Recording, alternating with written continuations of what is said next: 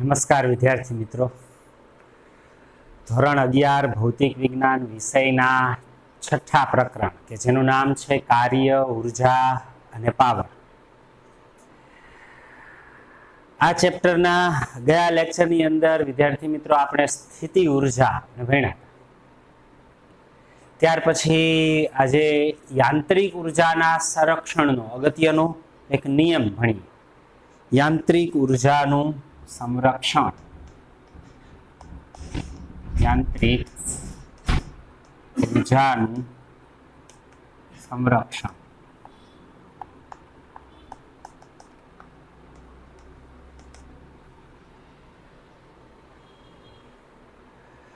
કાર્ય ઉર્જા પ્રમેય મુજબ આપણને ખબર છે કે પદાર્થની ગતિ ઉર્જામાં થતો ફેરફાર બાહ્ય બળ દ્વારા પદાર્થ પર થતા કાર્ય જેટલો હોય.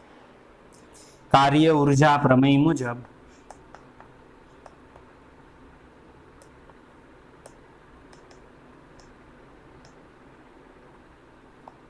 W બરાબર ડેલ્ટા કે.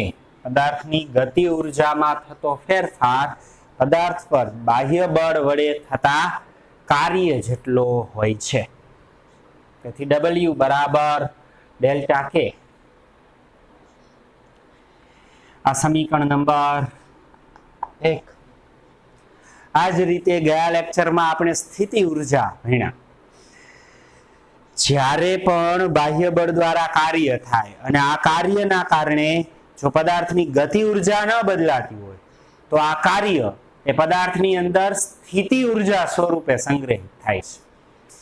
તેથી આ ઉપરાંત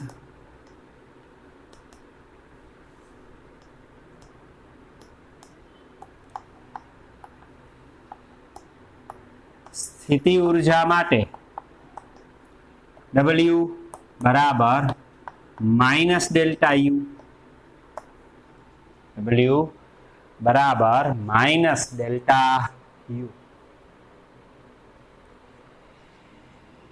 તેથી કાર્ય ગતિ ઉર્જાનો ફેરફાર ડેલ્ટા કે અને કાર્ય માઇનસ ડેલ્ટા U સ્થિતિ ઉર્જાના ફેરફાર એના ઋણ મૂલ્ય જેટલું છે. આ કાર્ય ઉર્જા પ્રમેય અને આ સ્થિતિ ઉર્જા એ ગયા લેક્ચરમાં આપણે ભણ્યા. સમીકરણ 1 અને 2 ની ડાબી બાજુ સરખી છે તો જમણી બાજુ સરખાવીએ તો સમીકરણ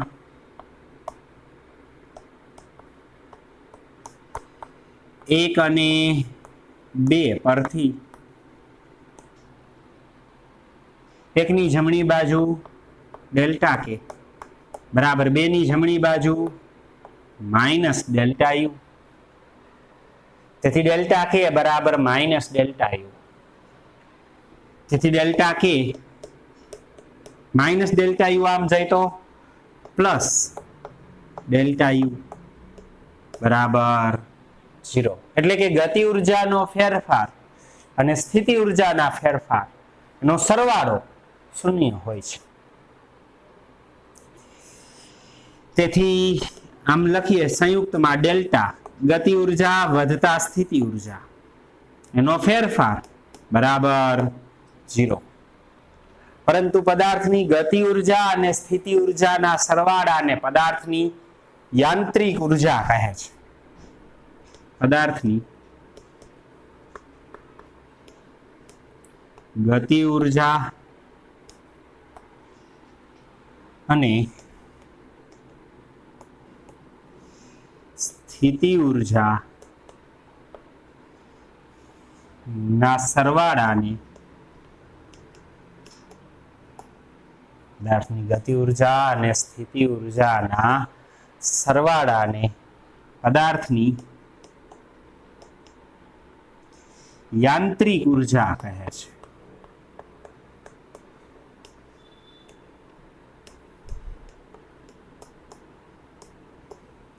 તેથી યાંત્રિક ઉર્જા E બરાબર ગતિ ઉર્જા K વધતા સ્થિતિ ઉર્જા U, K પ્લસ U.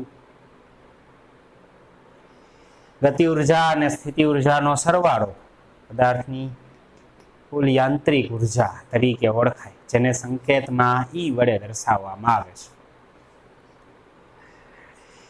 તેથી K પ્લસ U ની જગ્યાએ E લખીએ તો ડેલ્ટા E બરાબર 0 એટલે કે યાંત્રિક ઉર્જાનો ફેરફાર 0 છે.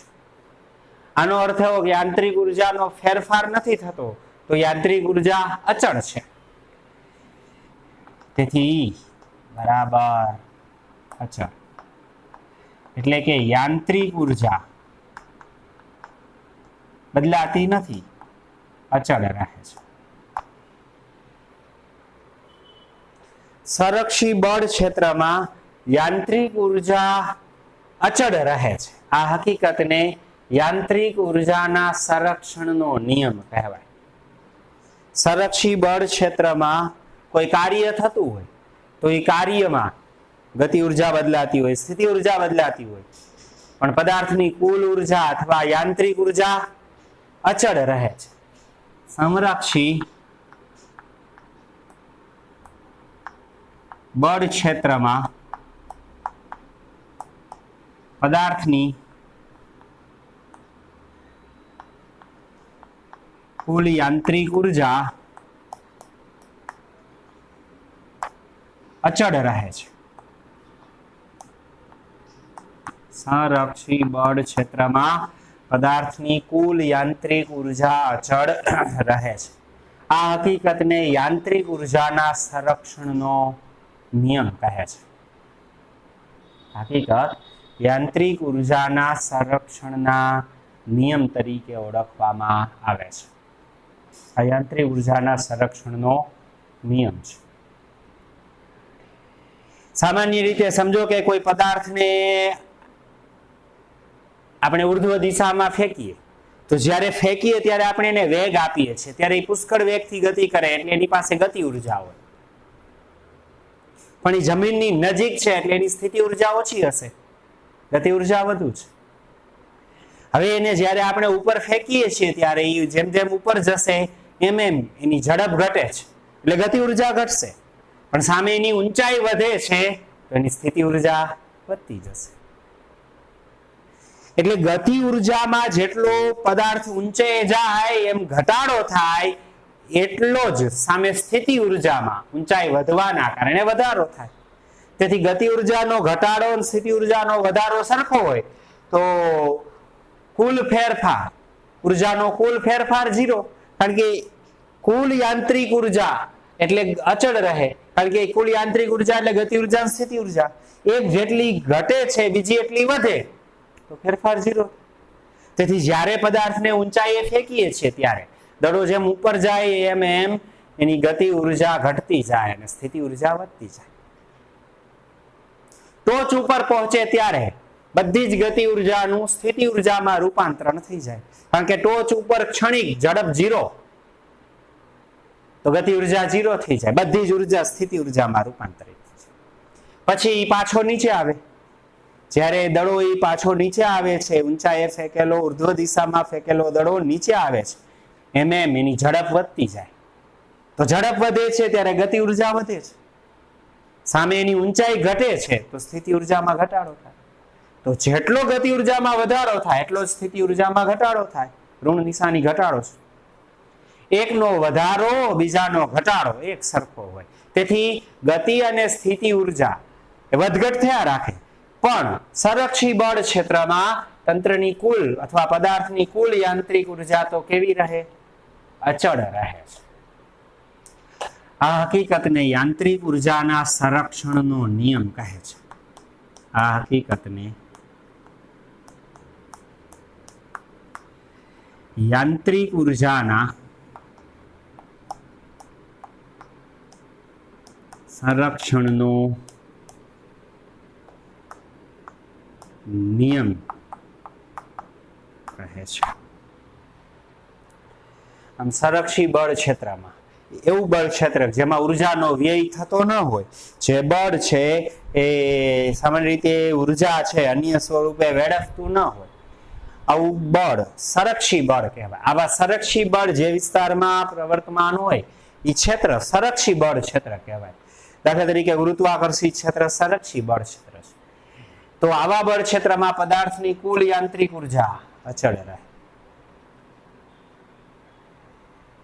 પણ જો ઘર્ષણ જેવા પરિબળો હાજર હોય તો ઘર્ષણ જેવા પરિબળો વિરુદ્ધ કાર્ય કરવામાં ઉર્જા વ્યય પામે તો આવી સ્થિતિમાં યાંત્રિક ઉર્જા અચળ ન રહે. તેથી યાંત્રિક ઉર્જા અચળ ક્યારે રહે?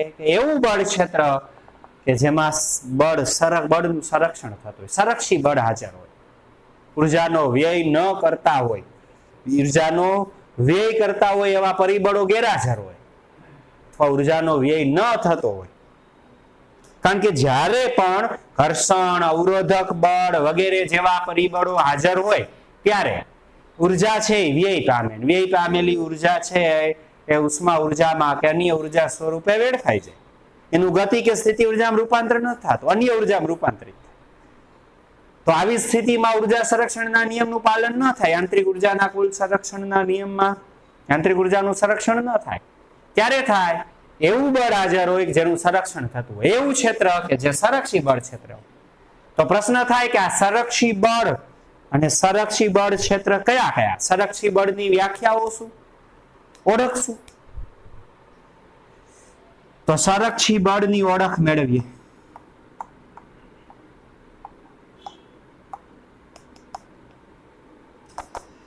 સંરક્ષી બળની કેટલીક વ્યાખ્યાઓ અથવા સંરક્ષી બળ એ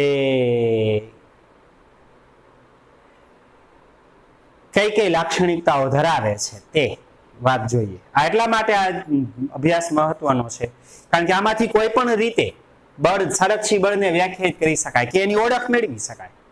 12મા ધોરણમાં આપણે વિદ્યુત ક્ષેત્ર, ચુંબકીય ક્ષેત્ર ભણશું. આ વિદ્યુત ચુંબકીય ક્ષેત્ર એ સંરક્ષી ક્ષેત્ર છે. એની વિદ્યુત ક્ષેત્ર સંરક્ષી ક્ષેત્ર છે એમ સાબિત કરવું હોય તો આ ત્રણ આપણે જે ઓળખો મેળવી એમાંથી કોઈ પણ રીતે મેળવી શકીએ.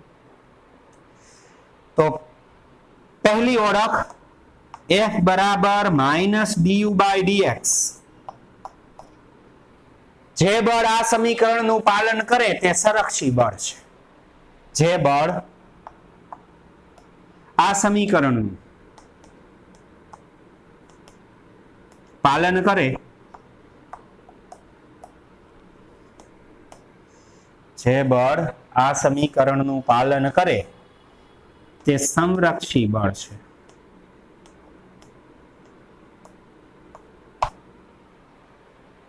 બળ સંરક્ષી બળ છે.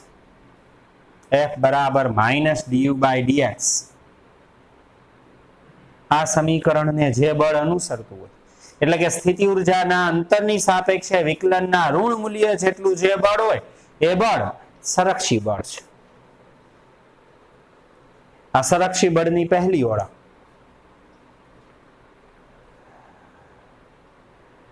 ગુરુત્વાકર્ષણ બળ સંરક્ષી બળ છે કારણ કે ગુરુત્વાકર્ષી બળ એની સ્થિતિ ઉર્જા આનું પાલન કરે છે. ગુરુત્વાકર્ષી બળમાં સ્થિતિ ઉર્જા U બરાબર mgh છે, બરાબર ને? h પ્રત્યે વિકલન કરીએ તો du/dh બરાબર mg, h નું h પ્રત્યે વિકલન 1. આગળ નિશાની માઇનસ બે બાજુ મૂકીએ તો -du/dh બરાબર -mg એટલે અધો દિશામાં ગુરુત્વાકર્ષણ બળ. F બરાબર -du/dh. અને x દિશામાં હોય તો અંતર x, ઊંચાઈ h હોય તો h, y દિશામાં હોય તો y. તેથી અંતરની સાપેક્ષે સ્થિતિ ઉર્જાના વિકલનનું ઋણ મૂલ્ય જો બળ આપે તો આ બળ સંરક્ષી બળ હોય. તો ગુરુત્વાકર્ષી બળ ક્ષેત્રમાં સ્થિતિ ઉર્જા આટલી, તેના માટે આનું પાલન થાય તો કહી શકાય કે ગુરુત્વાકર્ષણ બળ સંરક્ષી બળ છે. તેથી ગુરુત્વાકર્ષણ બળ એ સંરક્ષી બળ છે. જે બળ આ સમીકરણનું F બરાબર -du/dx નું પાલન કરે તે બળ સંરક્ષી બળ કહેવાય. આ બળ જે વિસ્તારમાં હોય તે બળનો વિસ્તાર સંરક્ષી બળ ક્ષેત્ર છે તેમ કહેવાય. બીજું, જે બળ વડે થતું કાર્ય માત્ર પ્રારંભિક અને અંતિમ સ્થાન ઉપર આધાર રાખે, માર્ગ પર નહીં, તે બળ સંરક્ષી બળ કહેવાય. જે બળ વડે થતું કાર્ય માત્ર પ્રારંભિક અને અંતિમ સ્થાન પર આધાર રાખે. જે બળ વડે થતું કાર્ય માત્ર પ્રારંભિક અને અંતિમ સ્થાન પર આધાર રાખે, માર્ગ પર નહીં, એના માર્ગ પર નહીં, તે બળ સંરક્ષી બળ છે તેમ કહેવાય. તેથી કોઈ બળ વડે કાર્ય થાય, પદાર્થને એક સ્થાનેથી બીજા સ્થાને લઈ જાય. આ કાર્ય માત્ર પ્રારંભિક અને અંતિમ સ્થાન ઉપર જ આધાર રાખે. કયા માર્ગે લઈ જઈ છી એ માર્ગ ઉપર આધાર રાખે નહીં. પ્રારંભિક અને અંતિમ સ્થાન પર આધાર રાખે, માર્ગ પર નહીં. તે બળ સંરક્ષી બળ છે તેમ કહેવાય. તેથી આ સંરક્ષી બળની બીજી વ્યાખ્યા અથવા બીજી ઓળખ. સંરક્ષી બળ ગુરુત્વાકર્ષી બળમાં પદાર્થને એક સ્થાનેથી બીજા સ્થાને લઈ જાય, એક ઊંચાઈથી બીજી ઊંચાઈ લઈ જાય. પછી માર્ગ ગમે એ હોય, ગમે એ માર્ગે એક ઊંચાઈથી બીજી ઊંચાઈ લઈ જાય. કાર્ય છે એ માત્ર પ્રારંભિક અને અંતિમ સ્થાન પર જ આધાર રાખે. કયા માર્ગે લઈ જાઉં છું એ માર્ગ ઉપર આધાર ન રાખે. તેથી જે બળ આવું કામ કરી શકે, જે બળ દ્વારા થતું કાર્ય આવી રીતે પ્રારંભિક અને અંતિમ સ્થાન ઉપર જ આધાર રાખતું, માર્ગ ઉપર નહીં, તો તે બળ સંરક્ષી બળ છે તેમ કહેવાય. આવું ક્ષેત્ર સંરક્ષી બળ ક્ષેત્ર છે. આવું ક્ષેત્ર એ સંરક્ષી બળ ક્ષેત્ર છે. ત્રીજી ઓળખ, જે બળ વડે બંધ માર્ગે થતું કાર્ય શૂન્ય હોય. જે બળ વડે બંધ માર્ગે થતું કાર્ય શૂન્ય હોય તે બળ સંરક્ષી બળ છે તેમ કહેવાય. જે બળ વડે બંધ માર્ગે થતું કાર્ય શૂન્ય હોય, જે બળ વડે બંધ માર્ગે થતું કાર્ય શૂન્ય હોય,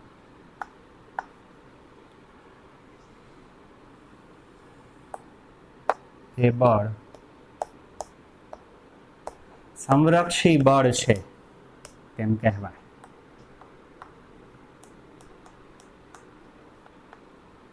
સંરક્ષી બળ છે તેમ એવું બળ કે જેના વડે કોઈ બંધ માર્ગે કાર્ય થાય, એટલે કે પદાર્થને એક સ્થાનેથી હેરવી ફેરવી અને ફરી પાછું અહીંયા લઈ જાય, તો એનો માર્ગ કેવો થાય? બંધ.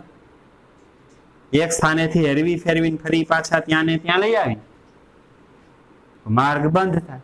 આવા બંધ માર્ગે કાર્ય થતું ન હોય, એટલે કે શૂન્ય હોય, તો તે બળ સંરક્ષી બળ છે તેમ કહેવાય. આવું બળ સંરક્ષી બળ કહેવાય. આ સંરક્ષી બળ છે એની આ લાક્ષણિકતાઓ છે, અથવા સંરક્ષી બળની આ વ્યાખ્યાઓ છે. જે બળ આ સમય આનું પાલન કરે તે બળ સંરક્ષી બળ કહેવાય. જે બળનો વિસ્તાર આનું પાલન કરે તે ક્ષેત્ર સંરક્ષી બળ ક્ષેત્ર કહેવાય. આ સંરક્ષી બળ ક્ષેત્ર એની ત્રણમાંથી કોઈ પણ રીતે સાબિતી આપી શકાય. જ્યારે પણ કોઈ ક્ષેત્ર સંરક્ષી છે કે નહીં, કોઈ બળ સંરક્ષી છે કે નહીં તે સાબિત કરવું હોય, ત્યારે આ ત્રણમાંથી કોઈ પણ વ્યાખ્યાનો ઉપયોગ કરી અને આપણે સાબિત કરી શકીએ. સમજો કે વિદ્યુત ક્ષેત્રમાં વિદ્યુત બળ લાગે છે, તો આ વિદ્યુત ક્ષેત્ર સંરક્ષી ક્ષેત્ર છે કે નહીં, વિદ્યુત બળ સંરક્ષી બળ છે કે નહીં તે સાબિત કરવું હોય તો આપણે આ ત્રણમાંથી કોઈ પણ વ્યાખ્યાનો ઉપયોગ કરી શકીએ. 12મા ધોરણમાં આપણે આ વાતનો ઉપયોગ કરશું. વિદ્યુત ક્ષેત્ર માટે વિદ્યુત બળ વડે એક સ્થાનેથી વીજભારને બીજા સ્થાને લઈ જવા કાર્ય શોધશું. જોશું કે એ કાર્ય પ્રારંભિક અને અંતિમ સ્થાન ઉપર આધાર નહીં રાખે. તેથી કહીશું કે આ વિદ્યુત બળ સંરક્ષી બળ છે અને આ વિદ્યુત ક્ષેત્ર સંરક્ષી ક્ષેત્ર છે. આ ઉપરાંત આપણે એમ જોઈશું કે વિદ્યુત ક્ષેત્રમાં વિદ્યુત બળ વડે બંધ માર્ગે થતું કાર્ય શૂન્ય છે. તેથી કહી શકાય કે વિદ્યુત બળ સંરક્ષી બળ છે અને વિદ્યુત ક્ષેત્ર સંરક્ષી ક્ષેત્ર છે. આમ કોઈ પણ ક્ષેત્ર સંરક્ષી છે કે નહીં તે આ ત્રણ રીતે નક્કી કરી શકાય, અથવા એ બળ સંરક્ષી બળ આ ત્રણ રીતે વ્યાખ્યાયિત કરી શકીએ છીએ. બરાબર. આ યાંત્રિક ઉર્જાનું સંરક્ષણ થતું હોય તેનું એક ઉદાહરણ જોઈએ.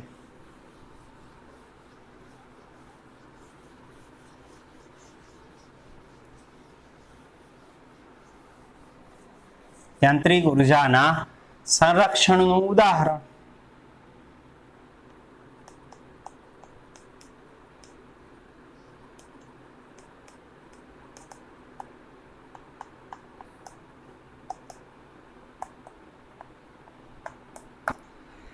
ધારો કે એક પદાર્થ છે એ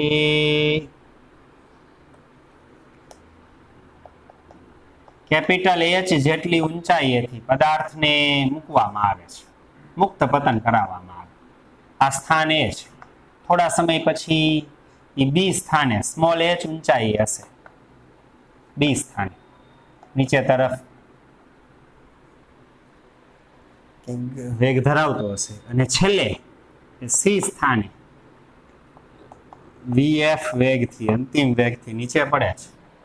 તો પદાર્થના કેપિટલ એચ ઊંચાઈથી મુક્ત પતન દર માટે ઉર્જા સંરક્ષણના, યાંત્રિક ઉર્જાના સંરક્ષણના નિયમ એનો ઉપયોગ કરીએ તો પદાર્થ એ પાસે કુલ ઉર્જા, એ પાસે પદાર્થની કુલ ઉર્જા ઈ એ બરાબર ગતિ ઉર્જા વત્તા સ્થિતિ ઉર્જા, ગતિ ઉર્જા વધતા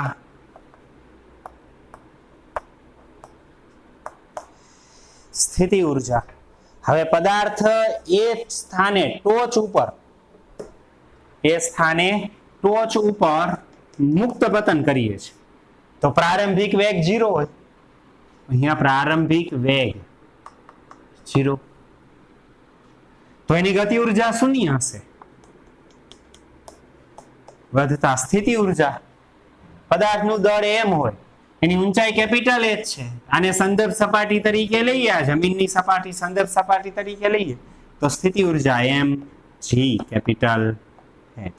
તેથી ઈ એ બરાબર mgh, સમીકરણ નંબર 1.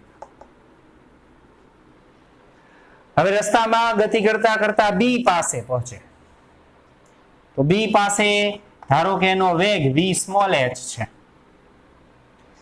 તો બી પાસે પદાર્થની કુલ ઉર્જા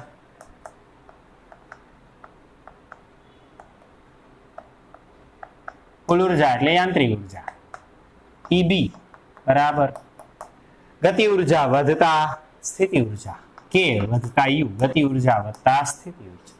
બી પાસે આમ રસ્તામાં કઈક વેગ હશે, ધારો કે vh છે, તો તેની ગતિ ઉર્જા 1/2 mvh² વધતા બી પાસે એની ઊંચાઈ સ્મોલ h છે તો એની સ્થિતિ ઉર્જા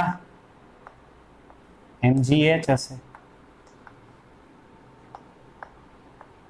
સમીકરણ નંબર 2. આ જ પદાર્થ પતન કરતા કરતા મુક્ત પતન થઈ અને છેવટે તળિયે પહોંચે છે. તેથી સી પાસે પદાર્થની કુલ ઉર્જા EC બરાબર પદાર્થની ગતિ ઉર્જા વત્તા સ્થિતિ ઉર્જા EC બરાબર સી પાસે અથડાઈ છે જમીન સાથે ત્યારે અંતિમ વેગ ધારો કે vf છે તો 1/2 mvf² વધતા. હવે એ જમીન ઉપર જ છે, સંદર્ભ સપાટી પર જ છે, તો ઊંચાઈ 0 તો એની સ્થિતિ ઉર્જા 0 હશે. તેથી સી પાસે કુલ ઉર્જા 1/2 mvf². સમીકરણ નંબર 3.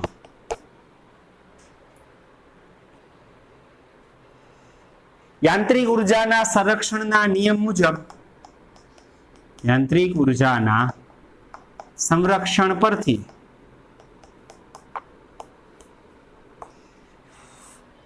અહીંયાથી પદાર્થને મૂકીએ આમ નીચે તરફ ગુરુત્વાકર્ષણ બળ લાગે અને ગુરુત્વાકર્ષણ બળ સંરક્ષી બળ છે તો સંરક્ષી બળમાં યાંત્રિક ઉર્જા અચળ રહે. સંરક્ષી બળ ક્ષેત્રમાં યાંત્રિક ઉર્જા પદાર્થની અચળ રહે એટલે અહીંયા જેટલી ઉર્જા એટલી જ અહીંયા, એટલી જ અહીંયા. તો આપણે એમ કહી શકીએ કે એ પાસે કુલ ઉર્જા અને સી પાસે કુલ ઉર્જા કેવી હશે? સરખી.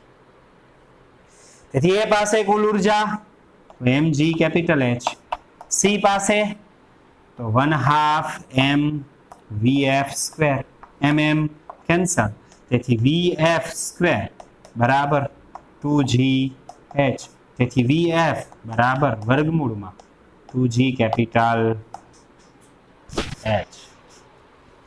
જો આપણે ઊંચાઈ ખબર હોય તો અંતે વેગ કેટલો હશે તે જાણી શકાય. અંતે વેગ ખબર હોય તો ઊંચાઈ કેટલી હશે તે આપણે જાણી શકીએ. h ઊંચાઈએથી મુક્ત પતન દરમિયાન અંતિમ વેગ તળિયે વર્ગમૂળમાં 2gh.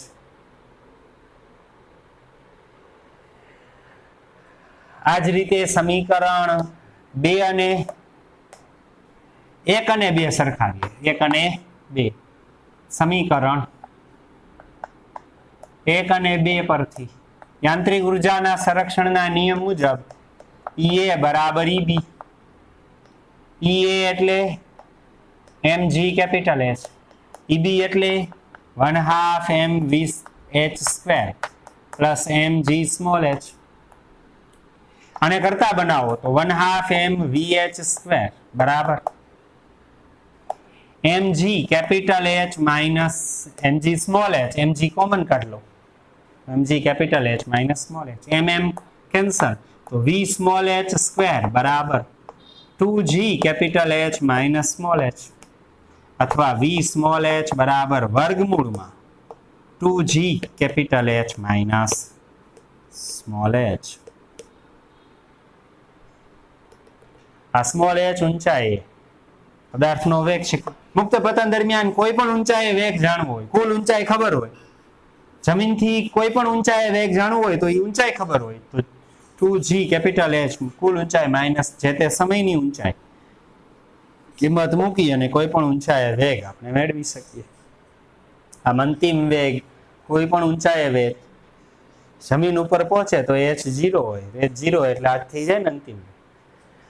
આમ યાંત્રિક ઉર્જાના સંરક્ષણના નિયમ પરથી મુક્ત પતન પડતા કોઈ પણ પદાર્થ માટે કોઈ પણ સ્થાને કોઈ પણ ઊંચાઈએ એનો વેગ કેટલો તે આ યાંત્રિક ઉર્જાના સંરક્ષણના નિયમ પરથી આપણે મેળવી શકીએ. બરાબર. તો આ યાંત્રિક ઉર્જાના સંરક્ષણના નિયમનો ઉપયોગ દર્શાવતું એક ઉદાહરણ છે. બરાબર. આ રીતે યાંત્રિક ઉર્જાના સંરક્ષણના નિયમનો આપણે વ્યવહારમાં ઉપયોગ કરી શકીએ. આ યાંત્રિક ઉર્જાના સંરક્ષણના નિયમને અનુરૂપ એક ઉદાહરણ છે 6.7. અને એ ઉદાહરણ હવે વિદ્યાર્થી મિત્રો આપણે આવતા લેક્ચરમાં ભણશું. બરાબર. આજે અહીંયા સુધી રાખીએ. આ યાંત્રિક ઉર્જાના સંરક્ષણનો નિયમ, સંરક્ષી બળની 3 વ્યાખ્યા અથવા ઓળખ અને સંરક્ષી બળ યાંત્રિક ઉર્જાના સંરક્ષણનો ઉપયોગ કરી આપતું ઉદાહરણ. બરાબર. મુક્ત પતનના કિસ્સા દરમિયાન મુક્ત પતન દરમિયાન કોઈ પણ સ્થાને પદાર્થનો વેગ કેટલો તે યાંત્રિક ઉર્જાના સંરક્ષણના નિયમ મદદ વડે આ સૂત્રોનો ઉપયોગ કરી કોઈ પણ ઊંચાઈએ વેગ મેળવી શકીએ. બરાબર. સારું, તો વિદ્યાર્થી મિત્રો આજે અહીંયા સુધી રાખીએ. નમસ્કાર.